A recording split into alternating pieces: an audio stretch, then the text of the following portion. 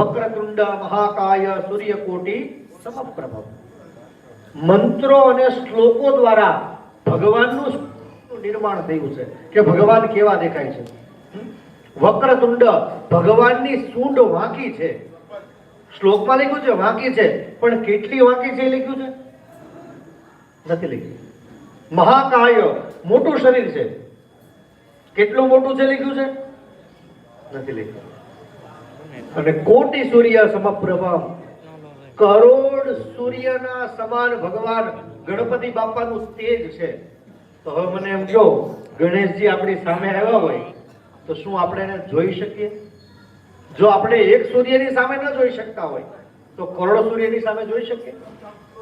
ભગવાનને કોઈએ નથી જોયા, પણ એવા 4-5 ભગવાન છે જેને આપણે જોઈ શકીએ છીએ, જેને આપણે નિહાળી શકીએ છીએ. એમાં પ્રથમ ભગવાન છે અગ્નિદેવ. કોણ છે?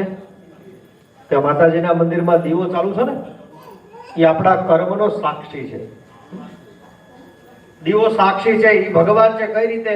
કારણ કે એનામાં સમાનતા છે. આ એટલામાંથી કોઈ પણ વ્યક્તિ ત્યાં દીવા પાસે જાય અને એને સ્પર્શ કરે